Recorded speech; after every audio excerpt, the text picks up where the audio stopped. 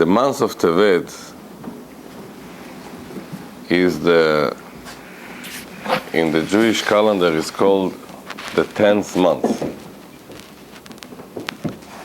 In Megillat Esther, when we learn about the beauty contest, when Achashverosh was looking for a substitute for Vashti, it says that after Esther was chosen, that she was taken to the palace in the 10th month, which is the month of Tevet. So the month of Tevet in the Torah is called the Chodesh HaAsiri.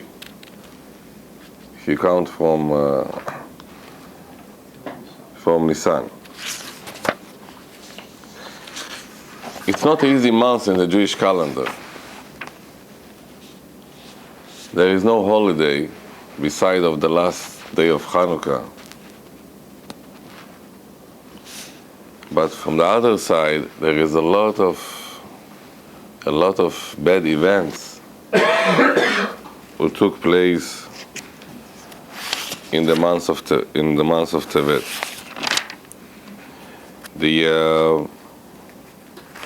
Yesterday, it was the 8th of Tevet. It was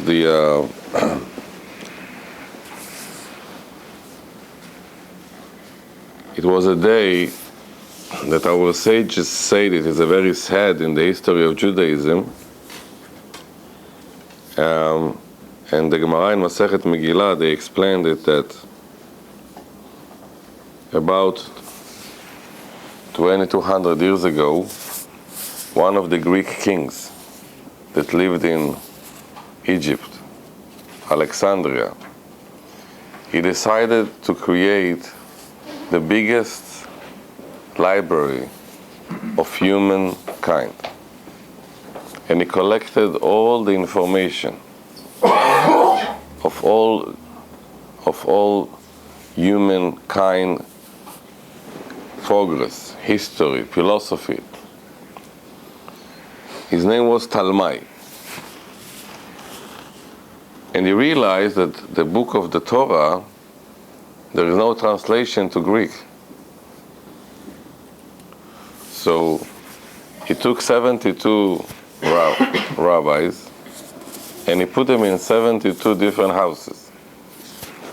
And he told them, I want you to translate the Torah to Greek language. And they did it for a long time. And on the 8th of Tevet, the 8th day of Tevet, it was finished. And there was a big event that the first time in the history of humankind that the Torah was translated to the most popular language, the Greek language. People look at it in a very happy thing that now people are going to learn more Torah. Goyim will be exposed to the Torah, no Jewish people. But Chachmei Talmud, they say in Masechet Ta'anit that the 8th of Tevet, it was finished, the translation to Torah to Greek by the king Talmai, and the world became in a big darkness for 3 days. Why it's become darkness? So I'll give you a few answers. The first answer is that when you translate the simple information from one language to other, you're losing a lot of meaning.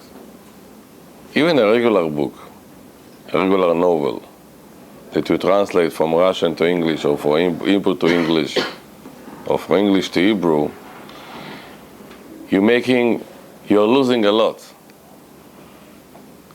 Now take into consideration when Moshe Rabbeinu wrote the Torah, beside the text, Moshe Rabbeinu is adding over there י"ג מידות, קל וחומר, גזירה שווה, בעניין וכתוב אחד, one word here, one letter over here, one extra letter. And we learn a lot of halachot from extra words and extra letters, but when you translate, you don't understand, because so with this word and this word. So the first understanding of the darkness that after the translation was that you lost a lot of the meaning, the deep meaning of the Torah. But there is another thing which I believe it's even more painful, is that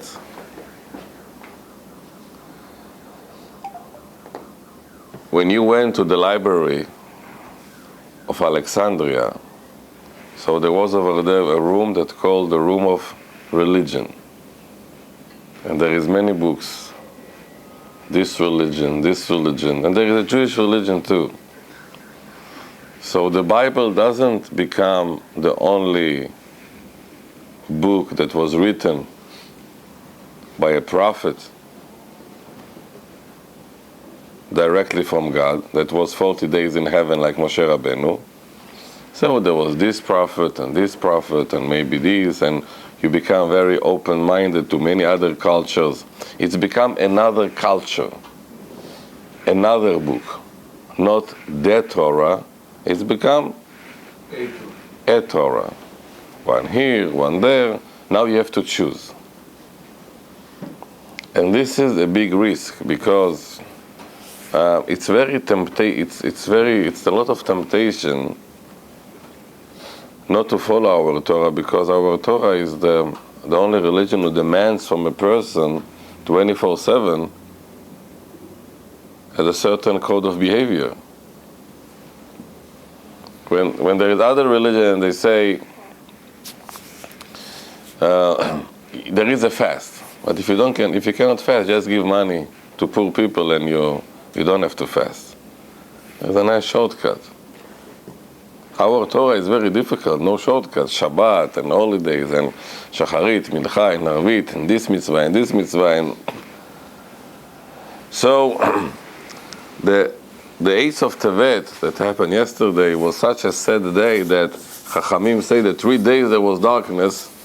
Why? Because the Torah became so popular and so one-off that it loses the status of being the only book that was written by a real prophet that was in heaven for 40 days, Moshe Rabbeinu. This happened in the 8th of Tevet. What happened in the 9th of Tevet? So we say in the Megillat Ta'anit that Ezra, Sofer, and Nehemiah, they passed away in this day. Who was Ezra Sofer? After 70 years of being in the Galut,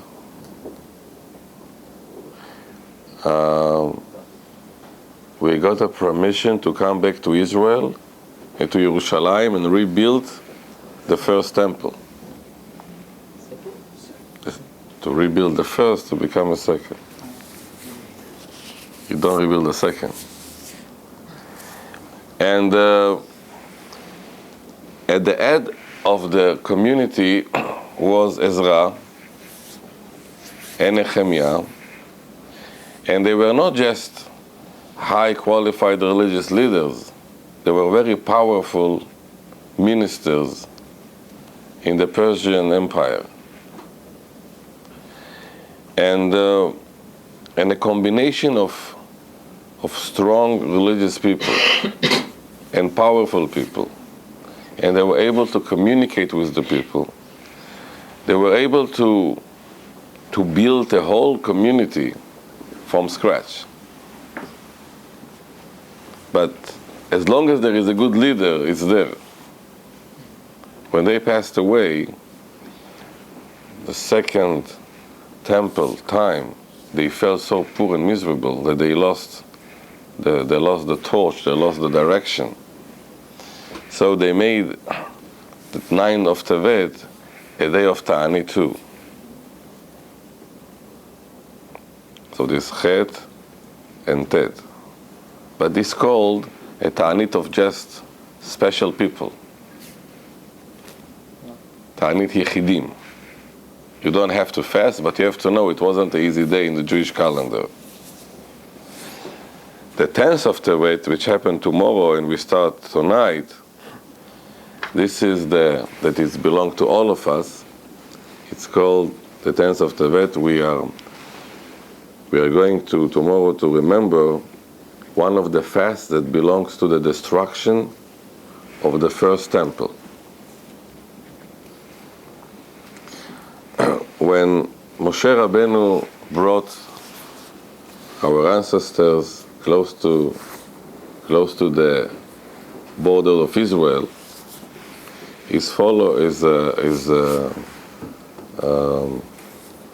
the next leader, Yehoshua bin Nun, he brought them inside of Israel, and for about 420 years they were living in Israel until came Shlomo HaMelech, King Solomon, and he built a temple.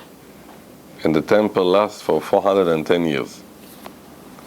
So 830 years we were in the land of Israel until the destruction of the first temple.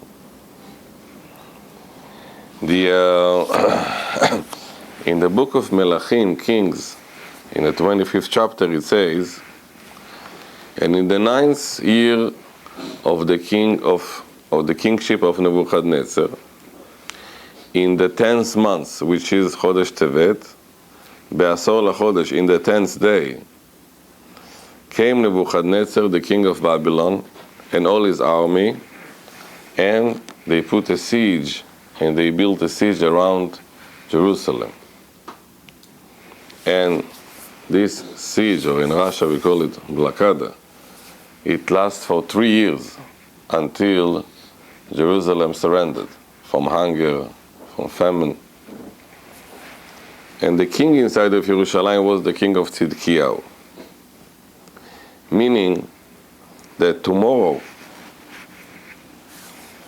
25 years ago, 2,500 years ago, the beginning, the siege around Jerusalem, the destruction of the first temple started. So this is by the Jewish calendar. This is the first fast that belongs to the destruction. We're going to have over there Shiva Yisra B'Tammuz, when they broke the walls, Tisha B'Av, when they burned Beit HaMikdash. But the beginning, it's tomorrow. And why we are fasting? Because the idea of the fasting is to try to remember, but ask yourself, what can you do not to make it happen again? It means to rebuild. We believe that the third Beit HaMikdash, the third temple, is ready in heaven and is waiting to come down. But now it's about us. Are we ready to accept it or not? If it's not built, it means something is wrong. So maybe by fasting, as the Rambam says, lefakech al darkei tshuva. Maybe I'll do tshuva about something. When everything is, you feel good, you don't do tshuva. You feel too secure. But when you don't eat for a few hours, when the physical world become a bit weak, people become a bit spiritual. And this is where we are now. The good news is after the 10th of Tevet, usually, and then it's already, we're going to the second half of Tevet, which is much more positive.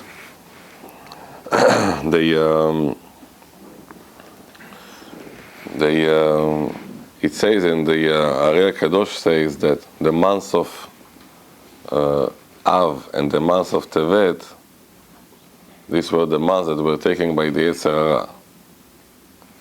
But we gave them just half of the month. So from Tu B'Av on, it's a good time. Same thing after Asara B'Tevet, hopefully, after the 15th of Tevet. Hopefully we're going to start to have good news, Be'ezrat Hashem. And I think in our parasha, there is a connection to what I told you just now, is that you remember when Yaakov heard the good news that Yosef is alive. So what he's telling to his children? After he believed them, what did he tell them? Let's go to Egypt. I want to see my son. True? And it says that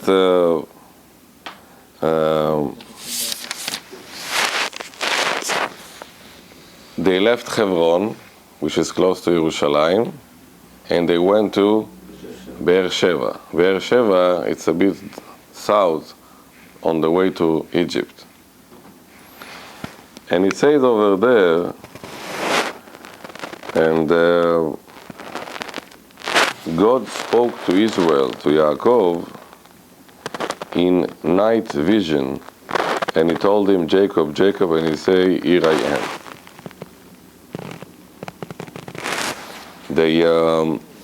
The question is, why do we need to talk about night vision?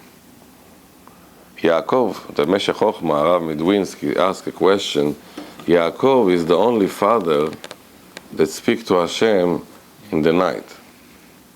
You remember when Yaakov left his father's house and he saw a dream? When was it? Night. Now when he talks to Hashem, it's in the night vision. So he asks a question, Vayomer Elokim b'marot halayla, in the night vision. Hine etzel Avraham v'Yitzchak, by Avraham and Yitzchak, we never found that God talked to him in the middle at night. Why in Yaakov? What is similar to the two cases? Entering darkness. Yaakov is living from Israel outside. In the first case, he's going to Aram. In the second case, he's going now to Egypt. So it's called night. מפני שהיה מוכן לצאת לחוץ לארץ לגור. Because Yaakov is living to live somewhere, Forest Hills, Haran, somewhere, no.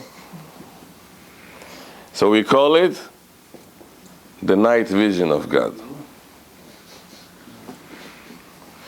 להראות שאף בלילה בחשכת הגלות שורה שכינה בישראל. אומר רב שמחה מדווינסק, why it says like this? Hashem is telling to Yaakov, don't worry. Even in the darkness of Queens, of Egypt, of Aram, of Brooklyn, I'm with you.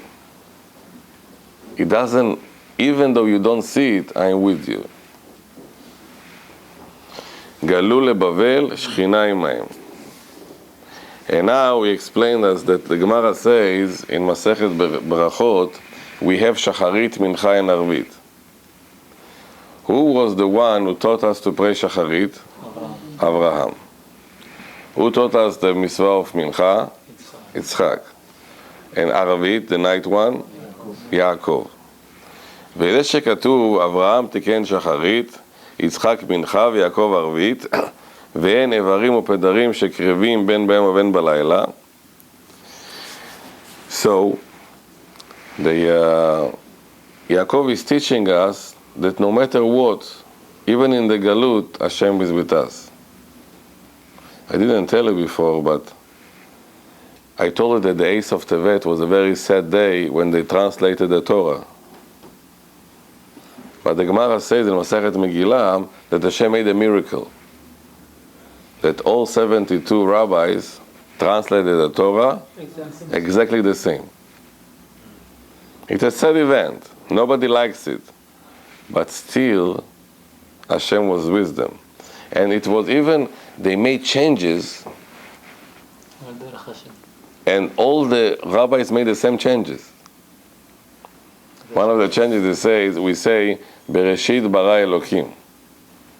When you translate it, it has to be that something created Hashem. When you translate it.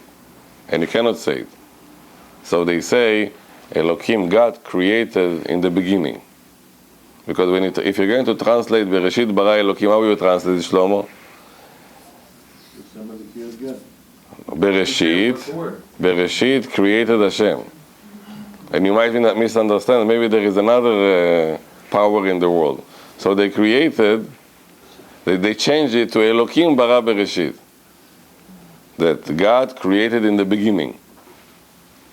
There is another thing over there that they say that the king's wife, her name was Arnevet, rabbit. So they changed it, the name of the rabbit, to somebody that ran quickly. Deer. No, they put it animal that ran quickly. Cheetah? Not to write the word rabbit, because they know that this king is looking for problems. But the coincidence, it was Hashgacha Prati that all the 72 rabbis, when they translated, exactly the same. So it's a very sad event, and nobody likes it, and a lot of darkness. But even in the darkness, we can see that God is leading them to the right place, not to have all kind of misunderstanding, and then the king will say, no, it's not, and then it's going to be a big dispute. Now the Meshech Chochmah leaves this and goes to a different direction. So basically, why Hashem is talking to Yaakov at the night vision? Because he said, I'm going to be with you even when it's difficult. והנה אמרו ז"ל, אין השכינה שורה בחוץ לארץ רק למי שרואה בארץ ישראל. ולכן נאמר, יענך השם ביום צרה, יסגב השם אלוקי יעקב. שבזמן שהם בצרה, ובחשכת הלילה יסגב השם אלוקי יעקב, ובלילה. So the Meshech Chochmah says, now there is for us, it's a big lesson. What is the big lesson? We are now in the darkness, in the galut. What is the only way to stay normal? Oh, to come to classes on time, like the rabbi. שכאשר ישראל אוחזים אל הקבלה הנאותה והולכים בדרכי ולימודי אבותיהם, אז הישראלי הוא גוי איתן עתיק יומין, ואשורה עליהם שכינה. That even in the galut, even when we are not in our land, when we are all over, scattered all over the world, if you're going to follow the traditions of your Torah, you're going to get a gift from Hashem.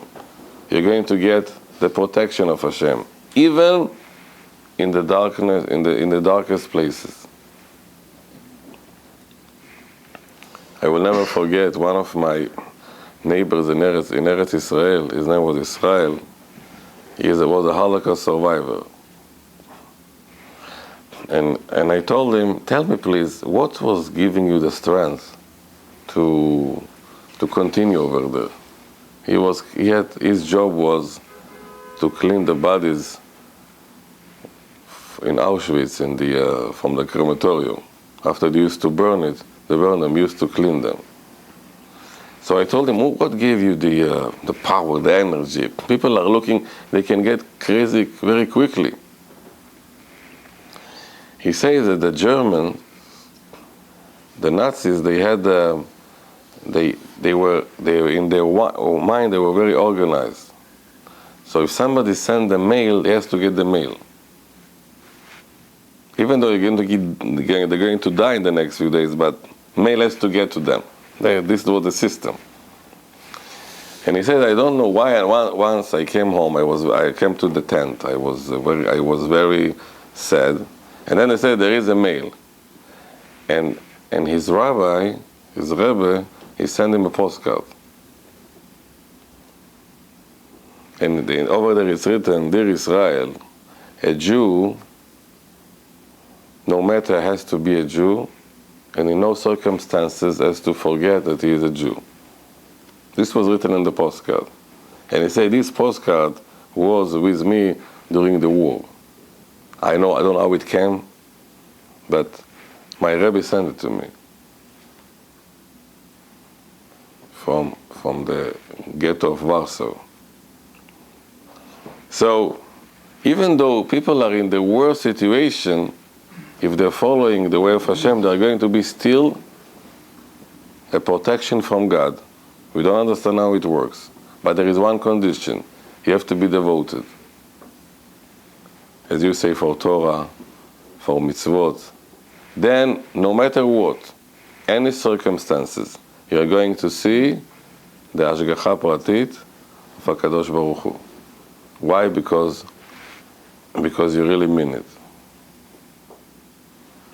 And there are thousands of examples I can give you. Big ones, small ones. How people have Hashgacha Pratit.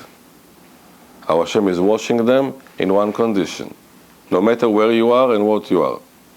If you are connected to me, to Hashem, you get this Hashgacha Pratit. And you see it on a day-to-day basis.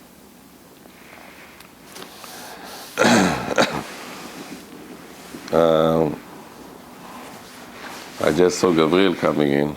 I remember that a few months ago, we were in a wedding.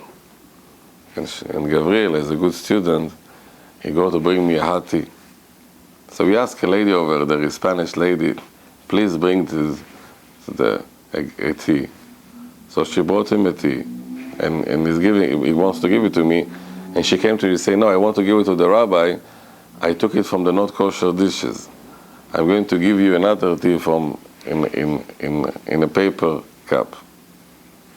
She's not Jewish, she's a Spanish. But she said no, because I don't want to give to the rabbi not kosher tea. To a not Jewish person to say kosher, not kosher is very difficult because I don't understand what you're talking about.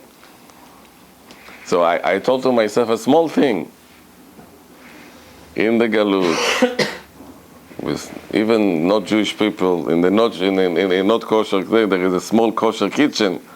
But Hashem will not let somebody who really care about kosher, not let him to fail b'hashgacha pratit. Small thing, a paper cup. There's a small example. There's a big examples, and you can tell me your stories and your examples. How much you saw in life that God is protecting us, even though we're in darkness, and we get it everything from Yaakov Avinu in the night vision. This is what the Meshech Chochmah says, but I would like, with your permission, I would like to go with you to a different depth, and this what's called the night vision. The vision to see something in the dark. What? The vision to see something in the dark. Yeah, but what does it mean? What does it mean that Hashem is telling to Yaakov, no matter where you are? He's there. So let's go with your permission to another. If somebody, he has everything. He is married, he has children, he has a nice living. So for him to believe in Hashem is not a big deal. But he has everything. So okay, Hashem, no matter what, but it's very easy to communicate with Hashem. It's very easy to feel good. Hashem, you're the best, I love you. Now, what will happen if it doesn't go like you want?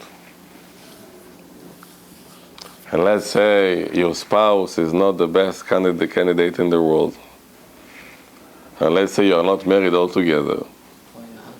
And let's say that you are married and there is not enough parnasa, and there was your name was found on those who were laid out from work, and people and you are collecting unemployment, and you feel very bad and very sad. And let's say you're married, and after a few years, there are no children, and something doesn't go as you want. It's very difficult to connect yourself. Why? Because you have a lot of anger, you have a lot of questions, and you say, Hashem, where is justice? It's very difficult, b'marot halayla, when it's the night. Night resembles darkness, not light. Galut, disconnected. You feel very far away. And over there, when you're going to work on yourself to find Hashem, this is a very strong connection. Why? It's not because everything is pleasant and nice. Because you find, even in the darkness, your connection to Hashem. And it's a very strong one. And I'll give you a few examples to tell you what do I mean. A husband came to me with a lot of complaints about his wife. Nothing special, but nothing unusual. But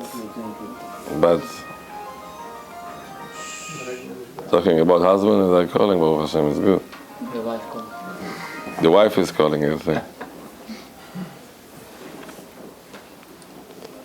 His story was the following. He say, I married to my wife for about 20 years. I was working very hard, and Baruch Hashem, I made a lot of money, and we have a nice living, and everything is okay. But now, he say, I lost my position, and I lost the business, and I don't have money. And now my wife doesn't respect me. So I have now questions. Did she ever liked me? Not now. Or she really liked me like a credit card or like a source of income. Why? Because there was a reason that she liked me. Now when there is no this reason and she disrespects me, I have now thoughts and doubts. Maybe she never liked me. So in a way now, the new situation, we have to find out more deep if this is the reason. Maybe sometimes when the husband doesn't work and he stay all day home and he start to give a lot of good environment, good atmosphere. But for him, it's very important to know in this situation, if there is a really love or is something that he has interest in this. And I go on the other side, that there was that the woman, as long as she was nice and she was healthy and she was providing, so the husband liked her. But now when she became sick, lo aleinu, now the way that he reacted, that he really loved her because of what she was, or because he needed something from her. So the darkness gave them a lot of light to see what is the real problem.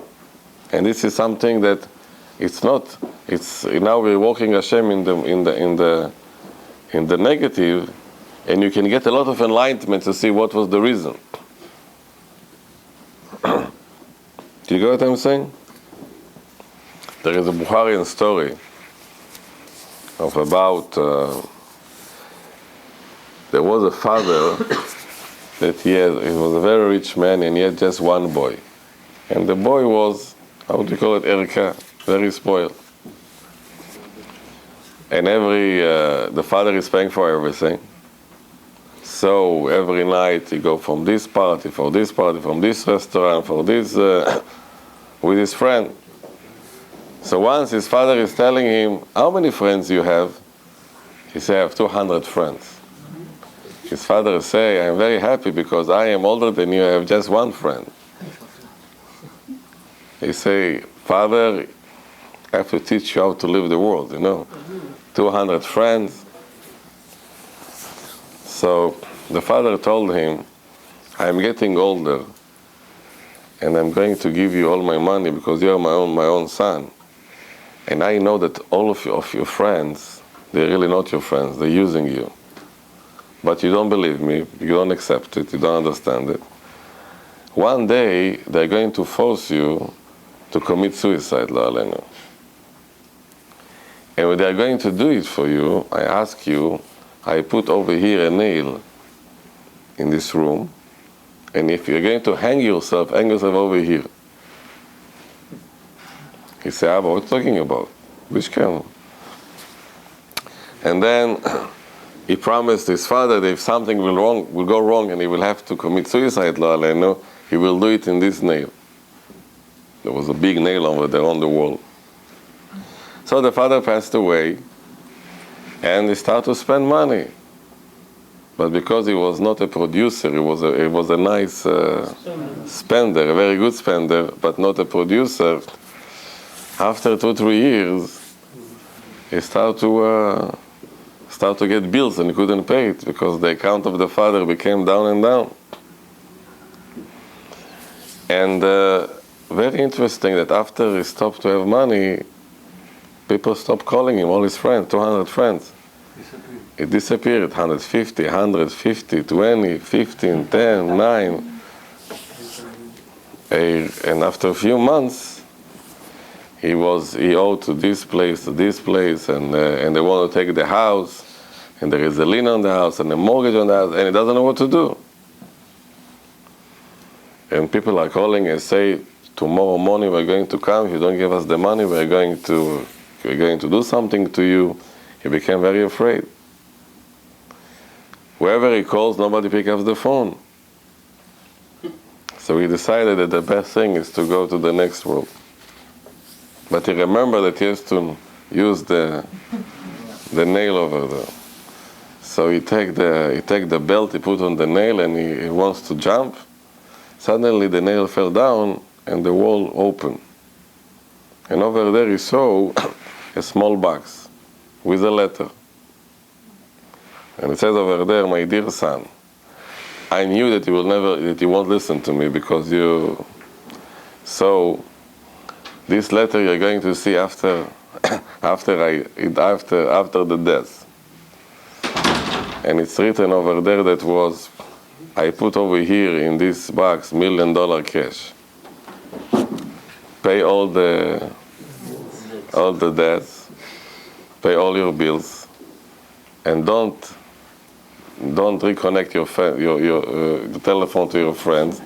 Find a nice wife and build your own family and start to live normally. This child was crying and crying and crying. But then after a few hours people came and he paid them cash. It's even better than and he was able to save the house, and then he got married, and he was crying all the time. But the only way that his father's words are going to come to him, it has to go through this darkness. Because if not, everything will look to him like Abiazan, Tagdal Jnobut. This is basically one of the depths of the night vision. The night vision helps to people to become better people. Therefore, Judaism, we don't like, but we don't reject crisis. A crisis is not something that is wrong. A crisis is a signal to a person to the minus to become plus. You're doing something wrong. Stop it. Because when everything goes nicely and smooth, people do not appreciate. One of my students, he got married, and after 10 months, they had a baby boy. After another year, another baby boy.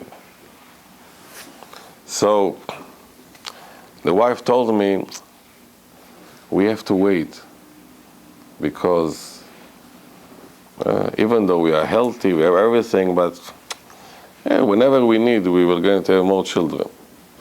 And they stopped for 2 years. Then it's become 3 years, 4 years, 5 years, 6 years, 7 years. And they came and they said, Rabbi Yehoshua, I don't know what happened. It doesn't work. I say, yes, you took for granted. Now you have to pray. Baruch Hashem, they prayed, and after 8 years they had another daughter. Why? Because when it's come easily, we don't appreciate. No, this is the way it should be. when they sweat for something, now they appreciate. This is what we call the night vision, marot halayla. It come to teach you. And this is, even though it's not so easy, it's very powerful because it makes people stronger. They can appreciate more. Husband can appreciate his wife, wife their husband, they can appreciate their children, that not everything is just like, it has to be this way. Velachem, it says that Hashem is talking to Yaakov b'marot halayla.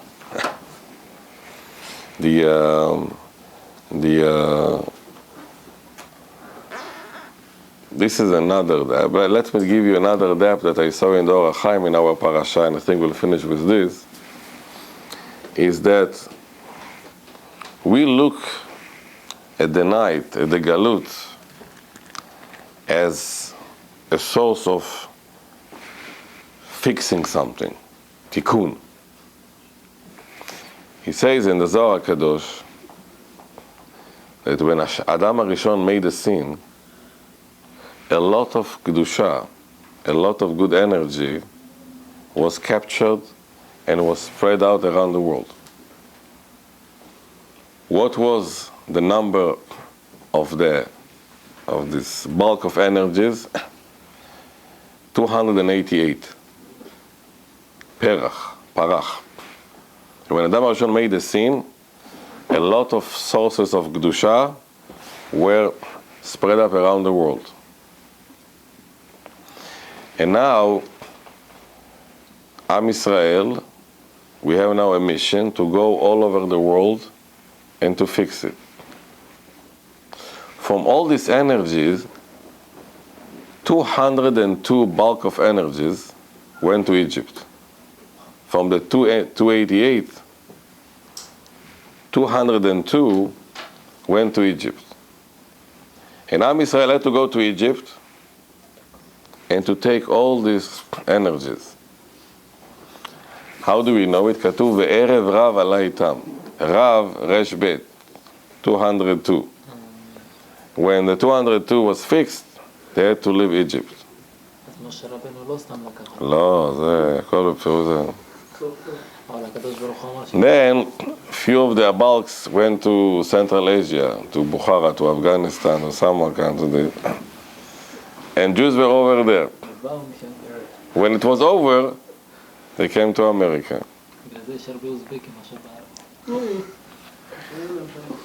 So Arav Kotler from Lakewood, he said that the last galut is America. No other galut. After America, we just go to Israel. So now we are coming over here, the Rishu, Torah and Mitzvot. We are fixing the last energies here in America. And afterwards, when it's going to be fixed, we're going to get a gift from Hashem. The third temple is going to go down. So the B'marot halayla, the night vision, is the tikkun of a Jew in this world. And this is something that we are doing. I'm very happy. We are fixing the.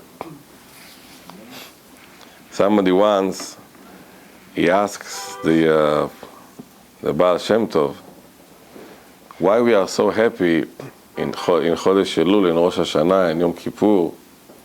He said we are just cleaning the sewer system, all the pipes. Why are you so happy? So he told him that the people who are cleaning the house of the king, the palace, when they go outside, they wear the king uniform because they're working in the palace. This is what we are doing. Jewish people, Baruch Hashem, in our mission of fixing the source of Kedusha, of holiness, we, even though it's difficult, even though it makes us in all kind of situation in life, but still, we are fixing we are in the King Palace.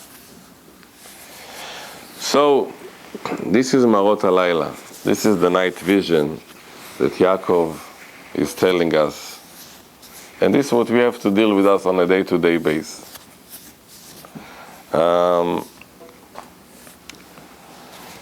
Hopefully, soon we are going to fix all this source of energy and go from America to Israel, Bezrat Hashem. I'm telling you, Baruch Hashem, I was in Israel last week. Such a progress, such in everything. A lot of Kedusha, a lot of Tshuva, a lot of Yetzer Hara. It's beautiful, you know, there is, because when something is going up, it doesn't go up the thing, but we were Shabbat in a place that when I was in Israel, we were afraid to go there at night. Such a very dangerous place. And there was Shabbat Chatan, they say, we went to Shabbat Chatan over there. I went to over there, many synagogues, full of young people coming, learning, this rabbi, politics between the rabbis, this is good rabbi, this is bad rabbi. I say, Baruch Hashem, you know, when I was over there, it was like Harlem. And, yeah. It's somewhere in close to Tel Aviv. And I'm telling to myself, Baruch Hashem. So we have to grow up over here too, and in Israel, and slowly we are getting there. Baruch Adonai Leolam. רבי חנן בן הקשה אומר, רצה הקדוש ברוך הוא, למען צדקו יגדיל תורה ויאדיר.